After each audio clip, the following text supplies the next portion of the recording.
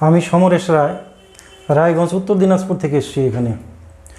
দীর্ঘদিন যাবৎ আমার একটা সমস্যায় ভুগছি, কানের সমস্যায়। সেই সমস্যাগুলি হলো, প্রথমত কানে চাপ ধরার জন্য কানে কিছু শুনতে পেতাম না, মাথা ঘুরতো, সঙ্গে বমি, ঘাম, পরে বমি করতে করতে সেন্সলেস হয়ে থাকতাম, এবং ইভেন কি সাথে কানে টিনিটাস অর্থাৎ একটা শব্দ হতো আমার কানে।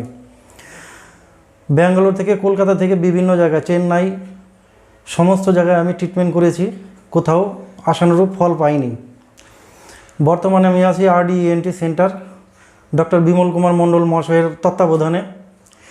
তিনি আমাকে বিগত 1 মাস আগে অপারেশন করেছেন, এবং অপারেশন করার পরে পূর্বের যে সমস্যাগুলো ছিল আমার, সেগুলো মোটামুটি প্রায় 80% উপরে কিওর হয়ে গেছে আমার এখন বর্তমানে।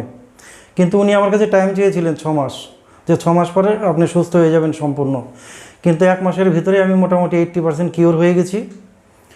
এবং বর্তমানে এখন আবার আসছি ওনার কাছে, যে সামান্য কিছু প্রবলেম নিয়ে, যেটা আমি এখন ব্যালেন্স পাচ্ছি না বর্তমানে, এবং চোখে দেখতেও একটু প্রবলেম হচ্ছে, হয়তোবা ব্যালেন্সের জন্যই। এবার ডাক্তারবাবুর কাছে আসছি, দেখি এখন কিভাবে কি করা যায়। কিন্তু বিগত দিনে যে প্রবলেমগুলো নিয়ে এসেছিলাম, সেগুলো ডাক্তারবাবু যথেষ্ট সহানুভূতিশীল ছিলেন, এবং আমার কথাগুলো মন দিয়ে শুনেছেন এবং উপলব্ধি করেছেন ব্যাপারগুলো। এবার উপলব্ধি করার ফলস্বরূপ তিনি আমাকে অপারেশন করেছেন, এবং অপারেশন করার পর আমি এখন 80% কিওর। কী কী সমস্যা ছিল? সমস্যা ছিল টিনিটাসের একটা সমস্যা ছিল, যেটা কানে প্রচণ্ড আওয়াজ হতো, সাথে ছিল কানে চাপ ধরা একটা ভাব। এই চাপ ধরার জন্য শব্দগুলো, বাইরের শব্দ কানের ভিতরে বাড়ি খেত, এবং আমি শুনতে পেতাম না কিছুই। এবং এইটা হতে হতে কোনো একটা সময়, অর্থাৎ সপ্তাহে 1 বার বা 2 বার বা 3 বার এরকম হতো আর কি।